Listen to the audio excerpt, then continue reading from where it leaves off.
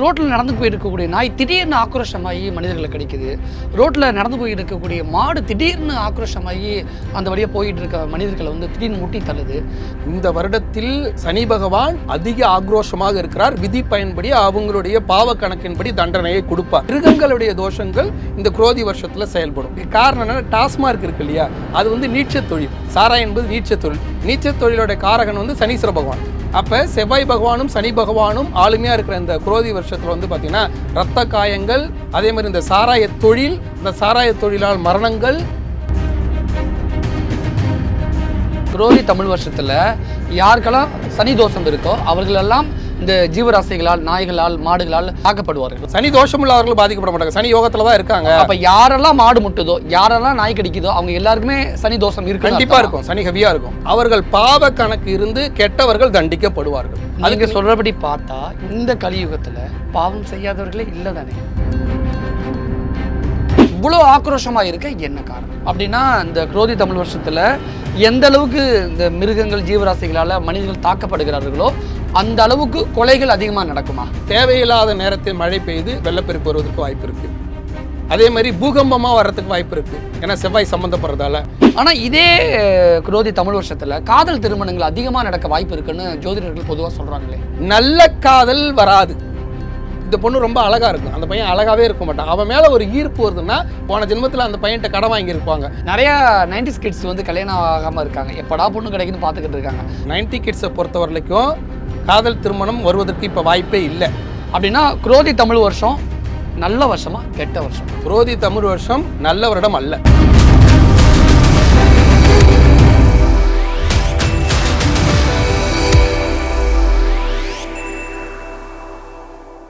எல்லாமே நல்லா இருக்கும், எல்லாருக்கும் பிடிக்கும். சென்னை சில்க்ஸின் தரமான ஆடி, பெருமை மிக ஆடி. Periyar Maniamma Institute of Science and Technology, Tanjavur. Choose who you want to be.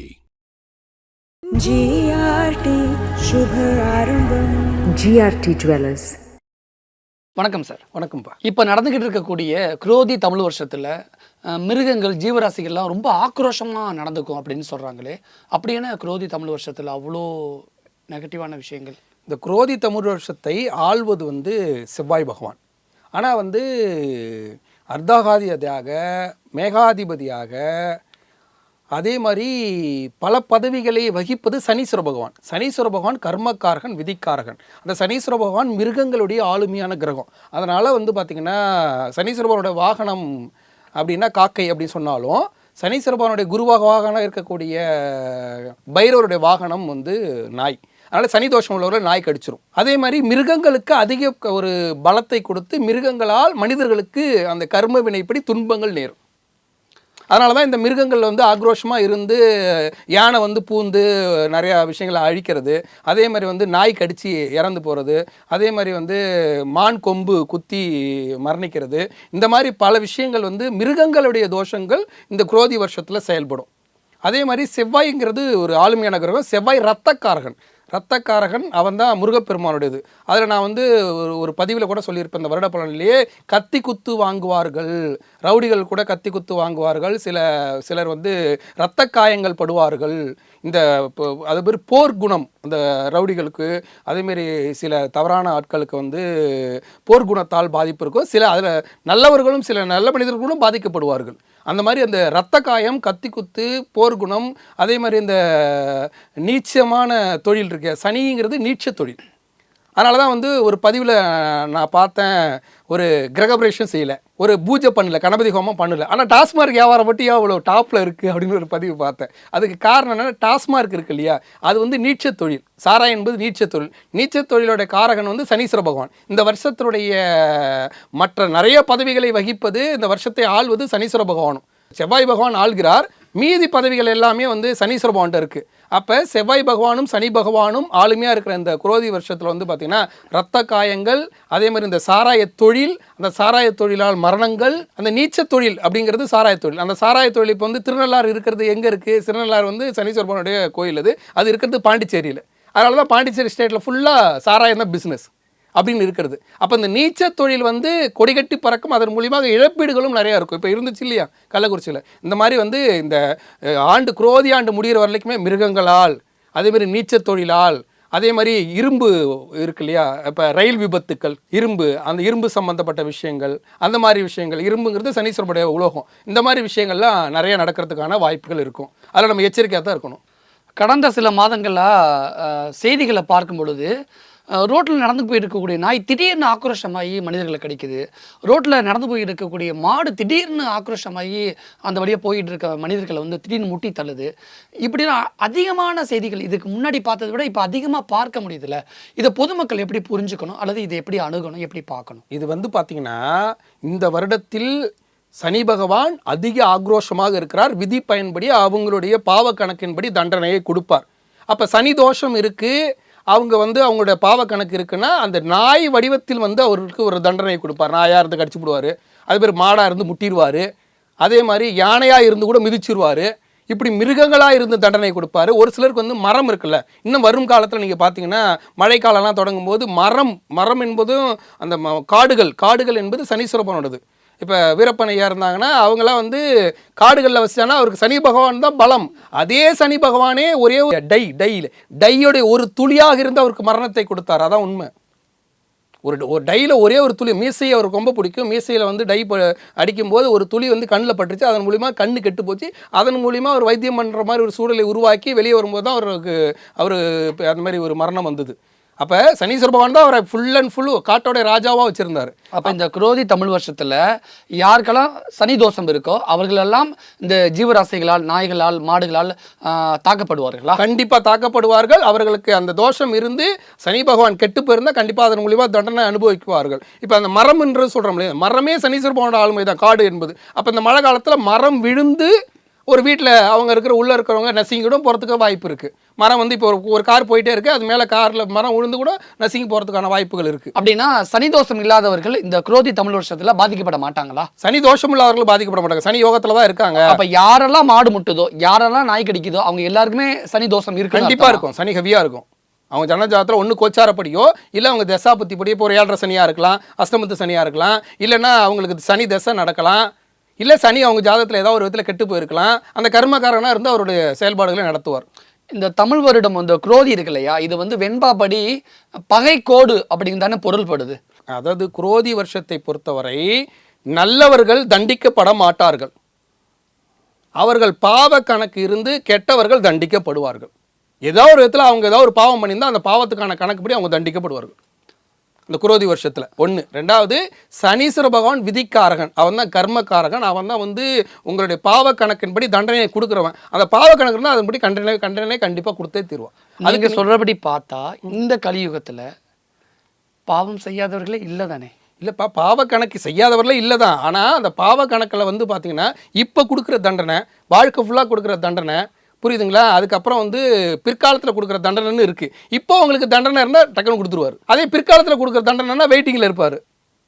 ஒரு சிலருக்கு வயதான காலத்தில் தண்டனைங்கும் போது இப்போ இளமையில் இருப்பாங்க, வயதான காலத்தில் தண்டனைங்கும் போது இப்போ அவங்க பாதிக்கப்பட மாட்டாங்க, இளமையிலேயே இருக்கும். இப்பயே தண்டனை அப்படிங்கிற கேட்டகரியில் இருந்து இந்த கேஸை இப்பயே முடிச்சுடுறாருன்னா தண்டனை கொடுத்துருவார். அதனால் சனி பகவான் இந்த வருடத்துடைய 5 பதவிகளை வகிக்கிறார்.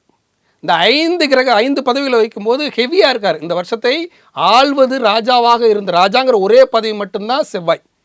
அதுதான் ரத்தக்காரகன். அதை கத்தி குத்து காயம்படுறது, வெட்டி கொன்னுறது, இது எல்லாமே அந்த கேட்டகரி.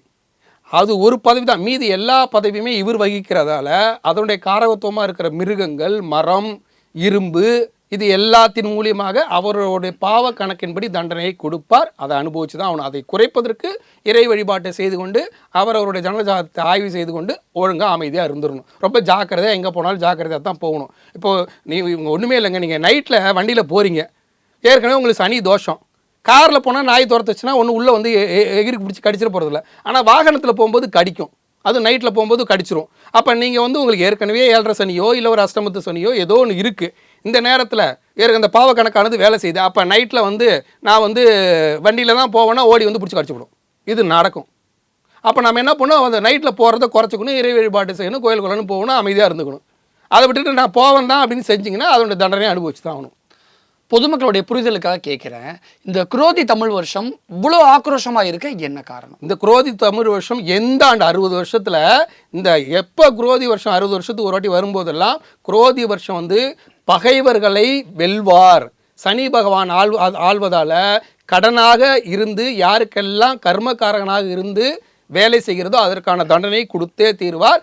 எப்போ வந்தாலும் குரோதி வருஷம் சனி பகவானோட ஆளுமை இருக்கிறதால அந்த கர்மக்காரனா விதிக்காரனா இருந்து செயல்பட்டு அதற்கான பனிஷ்மெண்ட்டை கொடுத்தே தீர்வார். அப்படின்னா இந்த குரோதி தமிழ் வருஷத்துல எந்த அளவுக்கு இந்த மிருகங்கள் ஜீவராசிகளால் மனிதர்கள் தாக்கப்படுகிறார்களோ அந்த அளவுக்கு கொலைகள் அதிகமாக நடக்குமா? கொலைகளும் இருக்கும், ரவுடிகள் தண்டிக்கப்படுவார்கள், அநீதி இழைப்பவர்கள் தண்டிக்கப்படுவார்கள். அதே மாதிரி இந்த அநீதி இழைப்பவர் தண்டிக்கப்படும் போது சில நல்லவர்களும் உள்ள மாட்டிக்குவாங்க. மொத்தமாக தர்ம கர்மாதிபதி அப்படின்னு சொல்கிறது, தர்மத்தை நிலைநாட்டுவது ரெண்டு பேர் தான். ஒன்று யமதர்மராஜா, இன்னொன்று சனீஸ்வர பகவான். இவங்க 2 பேரும் வீரியமாக செயல்பட்டுருவாங்க. அப்போ அவங்க தர்மப்படி அவங்களுக்கு கொடுக்க வேண்டிய தண்டனை கொடுத்தே தந்துடுவார். இந்த குரோதி தமிழ் வருஷம் தொடங்கி ஒரு 3 மாதம் தான் ஆகுது, இன்னும் ஒரு 9 மாதம் மிச்சம் இருக்குது. இனி என்னெல்லாம் நடக்க போகுது இந்த வருஷத்தில்? இந்த 9 மாதமும் பார்த்தீங்கன்னா ஏதாவது தேவை. இப்போ பார்த்தீங்கன்னா காவேரியில் இப்போ தேவையானப்போ மழை பெய்யல. இனிமேல் அதிகமாக மழை பெஞ்சு வெள்ளம் வருவதற்கும் வாய்ப்பு இருக்குது. தேவையான நேரத்தில் மழை பெய்யாது, தேவையில்லாத நேரத்தில் மழை பெய்து வெள்ளப்பெருக்கு வருவதற்கு வாய்ப்பு இருக்குது. அதே மாதிரி பூகம்பமாக வர்றதுக்கு வாய்ப்பு இருக்குது, ஏன்னா செவ்வாய் சம்மந்தப்படுறதால. அதே மாதிரி பார்த்திங்கன்னா காடுகள் மரங்கள் அந்த மாதிரிலாம் விடுறதுக்கு, புயல் காற்று இதெல்லாம் வருவதற்கு வாய்ப்பு இருக்குது. அதே மாதிரி திடீரென்று வாகன விபத்துகள் வருவதற்கு வாய்ப்பு இருக்குது. அதிகமாக கொலைகள் நடப்பதற்கு, அதே மாதிரி கலவரங்கள் நடப்பதற்கு, அரசாங்கத்திற்கு தலைவலி கொடுக்குற மாதிரி மக்களே புரட்சி செய்கிறதற்கு, மக்களே போராடுவதற்கு இதுக்கெல்லாம் வாய்ப்பு இருக்குது. போர்க்குணம் மக்களே போராடுவதற்கு எல்லாம் வாய்ப்பு இருக்குது. அதே மாதிரி திடீர் என்று பார்த்திங்கன்னா விபத்துகள் நடப்பதற்கு வாய்ப்பு இருக்குது. ரயில் விபத்துகள் அதெல்லாம் நடப்பதற்கெல்லாம் வாய்ப்பு இருக்குது. இந்த குரோதி தமிழ் வருஷத்தில் எல்லாமே நெகட்டிவாகவே சொல்கிறீங்க இல்லையா? ஆனால் இதே குரோதி தமிழ் வருஷத்தில் காதல் திருமணங்கள் அதிகமாக நடக்க வாய்ப்பு இருக்குன்னு ஜோதிடர்கள் பொதுவாக சொல்கிறாங்களே. பொதுவாகவே காதல் அப்படிங்கிறது பார்த்தீங்கன்னா ஒருத்தனுடைய கடன் இருக்குல்ல, கர்மா. இந்த பொண்ணு ரொம்ப அழகாக இருக்கும், அந்த பையன் அழகாகவே இருக்க மாட்டான். அவன் மேலே ஒரு ஈர்ப்பு வருதுன்னா பழைய கடன் மிச்சம் பேலன்ஸ் இருக்கும். போன ஜென்மத்தில் அந்த பையன்கிட்ட கடன் வாங்கியிருப்பாங்க. அதனால் அது மேலே ஈர்ப்பு எப்போல்லாம் சனீஸ்வர பகவான் ஆளுமையாக இருக்கிறாரோ அப்போல்லாம் நல்ல காதல் வராது. அதாவது பொருத்தமான ஜோடி வரவே வராது. கடனாக இருக்கிற காதல் தான் கைகூடும். இந்த வருஷத்தை பொறுத்த வரைக்கும் கடனாக இருக்கக்கூடிய காதல் என்றால், அதாவது ஏற்கனவே கர்மக்காரங்கன்னா போன ஜென்மத்தில் அந்த பொண்ணுக்கிட்ட இவன் கடன் வாங்கியிருப்பான். இந்த பொண்ணு பொருத்தமே இல்லாத ஒரு பொண்ணாக இருக்கும். அதை போய் இப்போ லவ் பண்ணி அந்த பொண்ணு தான் வேணும் அடம் பண்ணி கல்யாணம் பண்ணிக்குவான். அந்த மாதிரி தான் பொருத்தமான காதல். அப்படி பொதுமக்களுக்கு புரியுற மாதிரி இன்னும் கொஞ்சம் டீட்டெயிலாக சொல்ல முடியும். இன்னும் கொஞ்சம் டீட்டெயில்ஸெல்லாம் சொல்லணும்னா எப்படின்னா, இப்போ ஒரு பையன் ஐபிஎஸ் படிச்சிருக்கான், ஒரு பேச்சுக்கு வச்சுக்கோங்க. ஒரு பையன் ஐபிஎஸ் படிச்சிருக்கான். தன்னுடைய ஐபிஎஸ் பதவிக்கு தகுந்த மாதிரி, தன்னுடைய குணத்திற்கு தகுந்த மாதிரி திருமணம் நடக்காது. அப்படி ஒரு காதல் திருமணம் நடக்காது. ஐபிஎஸ் படித்த பையனுக்கு வீட்டு வேலைக்காரர்கிட்ட லவ் வரலாம், அந்த கர்மம் அங்கே வேலை செய்யும். புரியுதுங்களா? அழகான ஒரு நல்ல அழகான ஒரு பொண்ணுக்கு பார்த்தீங்கன்னா அவலட்சணமான ஒரு பையனோட லவ் அந்த கர்மா அங்கே வேலை செய்யும். அந்த மாதிரி கர்மக்காரங்கனா வேலை செஞ்சு தான் காதலை கொடுப்பாரே ஒழிய தர்மாப்படி நல்ல அதாவது பொருத்தமான ஜோடியை இணைச்சு வைக்க மாட்டார். காதல் கொடுப்பார் சரி, ஆனால் காதல் திருமணங்கள் அதிகமாக நடக்கும் அப்படிங்கிறாங்க. ஆமாம், அதிகமாக நடக்கும், அதெல்லாம் இல்லைன்னு சொல்ல. ஆனால் அந்த அப்படி நடக்கிற எல்லா காதல் திருமணங்களும் முறையற்ற காதல் அப்படின்னு தான் வரும். அவங்களுக்கு மேட்சபிளாக இல்லாத காதல் தான் அதிகமாக வரும். ஆனால் இந்த முறையற்ற காதல்னு சொல்லிட முடியாது. முறையற்ற காதல்னு சொல்லணும். அதாவதுங்க குணமே முறை இல்லாமல் போச்சுன்னா அது பிச்சுக்கிட்டு தான் நிற்கும் பிற்காலத்தில். நான் அதாவது வசதியை வைத்தோ ஜாதியை அடிப்படையாக வைத்தோ நான் சொல்லலை. உங்கள் குணத்துக்கு தகுந்த மாதிரி ஒரு குணத்தை உங்களுக்கு பொருத்தி கொடுக்க மாட்டார் சனீஸ்வர பகவான். கர்மக்காரகனாக செயல்பட்டு உங்களுக்கு ஆப்போசிட் போல இழுத்து கொண்டாந்து வச்சிருவார். அப்படின்னா இந்த குரோதி தமிழ் வருஷத்தில் காதலித்தால் திருமணம் செய்யக்கூடாதா? அப்படி இல்லை. குரோதி வருஷத்தில் காதல் திருமணம் செய்பவர்கள் எல்லாம் பிற்காலத்தில் கஷ்டப்படுவார்கள், அப்படி புரிஞ்சுக்கோங்க. அதனால் எச்சரிக்கையாக இருந்து இந்த காதல் திருமணத்தை தள்ளி வச்சுட்டு உங்களுக்கு இது எல்லா விதத்துலையும் சரியாக யோசித்து பண்ணிக்கோங்க, அவசரப்படாதீங்க. ஏன்னா கர்மா தான் வேலை செய்யும். இப்போ உங்களுக்கு இந்த பொண்ணை திருமணம் செய்தால் வாழ்க்கை ஃபுல்லாக கஷ்டப்பட போகிறோன்னா அந்த பொண்ணை ஈத்து கல்யாணம் பண்ணி வச்சு கஷ்டப்படுத்துவார். இந்த பையனை திருமணம் செய்தால் வாழ்க்கை ஃபுல்லாக கஷ்டப்பட போகிறோன்னா அதில் ஒரு லவ் கொடுத்து அந்த பையனை எடுத்துகிட்டு கல்யாணம் பண்ணி வச்சு அந்த பொண்ணை காலத்துக்கும் கஷ்டப்படுத்துவார். அப்போ இந்த வருஷத்தில் சனீஸ்வர பகவான் ஃபுல்லாக வேலை செய்கிறதால அதில் செவ்வாய் பகவான் தலைமையாக இருக்கிறதால பிடிவாதம் பண்ணி கல்யாணம் முடிச்சிருவார். தானே குழியை தோண்டி உள்ள உழுந்துடுற மாதிரி. மற்ற வருஷத்தில் இருக்கிற பாதிப்போட இந்த வருஷம் கல்யாணம் பண்ணுறவங்களோட பாதிப்பு அதிகமாக இருக்கும். அப்போ என்ன பண்ணணும்னா அமைதியாக இருந்து அவசரப்படாமல் இந்த வருஷம் லவ் மட்டும் பண்ணுங்க, கல்யாணத்தை அப்புறம் தள்ளி வச்சு. நிறையா 90s கிட்ஸ் கல்யாணம் ஆகாமல் இருக்காங்க, எப்படா பொண்ணு கிடைக்குன்னு பார்த்துக்கிட்டு இருக்காங்க. அப்படிப்பட்ட 90s கிட்ஸ்க்கு இந்த வருஷம் தான் பொண்ணு கிடைக்கிதுன்னா கோட்டை விட்டுறணும். 90 கிட்ஸை பொறுத்த வரைக்கும் காதல் திருமணம் வருவதற்கு இப்போ வாய்ப்பே இல்லை. ஏன்னா வருஷமும் அவங்களுக்கு வாய்ப்பே இல்லை. ஏஜ் பார் லிஸ்ட்டில் இருக்காங்க. ஏஜ் பார் லிஸ்ட்டில் இருக்காங்க. ஏஜ் பார் லிஸ்ட்டில் இருந்து அவங்களுக்கு நீங்கள் இங்கே ஒன்றே ஒன்று தாங்க, இந்த வருஷம் அவர்களுக்கு ஏற்ற ஜோடியை சேர்த்து வைப்பதற்கான வாய்ப்புகள் குறைவு. ஒன்று, அதையும் மீறி உங்களுக்கு அனலைஸ் பண்ணி இது ஓகே, இந்த குணம் ஓகே அப்படின்னு ஒரு முறைக்கு 100 முறை ஆய்வு செய்து நீங்கள் திருமணம் பண்ணால் பண்ணிக்கலாம். ஆனால் முறையான உங்களுக்கு ஏற்ற ஜோடியை சேர்த்து வைக்க மாட்டார். கர்மக்காரகனா கடன்காரகனா இருந்து உங்களுக்கு கஷ்டத்தை கொடுக்குற ஜோடியை தான் சேர்த்து வைப்பார். அப்படின்னா குரோதி தமிழ் வருஷம் நல்ல வருஷமா கெட்ட வருஷமா? குரோதி தமிழ் வருஷம் நல்ல வருடம் அல்ல. ஒரே விஷயத்தில் புரிந்து கொள்ளலாம். என்ன ஒன்றா செவ்வாய் இங்கே ஆளுமையாக இருக்கிறார், அதனால் முருகப்பெருமான் ஆளுமையாக இருப்பார். இப்போ எல்லாரும் வந்து பார்த்தீங்கன்னா திருச்செந்தூருக்கு பௌர்ணமிக்கெல்லாம் போய் கடற்கரையில் படுத்து, இப்போ திருவண்ணாமலையில் கிரிவலம் நடக்கிற மாதிரி திருச்செந்தூர் கடற்கரை நொம்பிடுச்சு. ஏன்னா முருகப்பெருமான் ஆளுகிறார். இப்போ கருங்காலி மாலை ஒரு ட்ரெண்டு போயிட்டு இருக்குது இல்லையா, அது மாதிரி இப்போ முருகப்பெருமான் இந்த வருஷத்தை ஆண்டுட்டு இருக்கிறதுல முருகப்பெருமான் கோயிலில் பார்த்தீங்கன்னா எப்போ பாரு ரஷ்ஷாக இருக்கும். அதெல்லாம் பயன்படுத்துக்கோங்க, ஆன்மீக வழிபாட்டு செய்யுங்க. அதே மாதிரி சனீஸ்வர பகவான் கஷ்டப்படுத்துகிறார், பைரவர் வழிபாட்டை செய்யுங்க. வழிபாட்டுக்கு ஏற்ற மாதம், உங்களுக்கு புதுசாக கற்றுக்கிறதுக்கு ஏற்ற மாதம், தொழிலில் கூட உங்களுக்கு லேர்னிங் படிச்சுக்கிறதுக்கு அனுபவ அறிவு படிப்பறிவு அதெல்லாம் கற்றுக்கிறதுக்கு ஏற்ற மாதம், ஏற்ற வருடம் இந்த வருடம். ஆனால் திருமண வாழ்க்கையோ இல்லை இந்த வேலை தான் வேணும்னு பிடிவாதமாக போய் நின்று ஒரு வேலையை பெற்றுக்கொள்வதோ பிடிவாதமாக இருந்து சாதிப்பதற்கு ஏற்ற வருடம் அல்ல. நான் முயற்சி பண்ணுறேன், இறைவன் அதை வேலையை கொடுத்து அது எனக்கு தகுதியாக இருந்தால் நான் அதை எடுத்துக்கிறேன். நான் ஒரு காதல் நான் லவ் பண்ணுறேன், அந்த இறைவன் அந்த தகுதியை கொடுத்து அந்த லவ் கரெக்டாக இருந்தால் நான் ஏற்றுக்கிறேன் அப்படிங்கிற மனநிலையில் போயிட்டீங்கன்னா தப்பிச்சுப்பீங்க. இல்லை பிடிவாதமாக இருந்து இது தான் போய் நின்னா பிற்காலத்தில் கஷ்டப்படுவீங்க. அந்த மாதிரி ஒரு விஷயத்தை தான் உங்களுக்கு கொடுப்பார். குரோதி தமிழ் வருஷம் எப்படிப்பட்ட வருஷம், அது என்னெல்லாம் பண்ணும், இன்னும் என்னெல்லாம் பண்ண காத்திருக்கு அப்படிங்கிறத பற்றி நிறைய விஷயங்களை எங்கள் கூட ரொம்ப டீட்டெயிலாகவே ஷேர் பண்ணிக்கிட்டீங்க. மிக்க நன்றி. நன்றி சார்.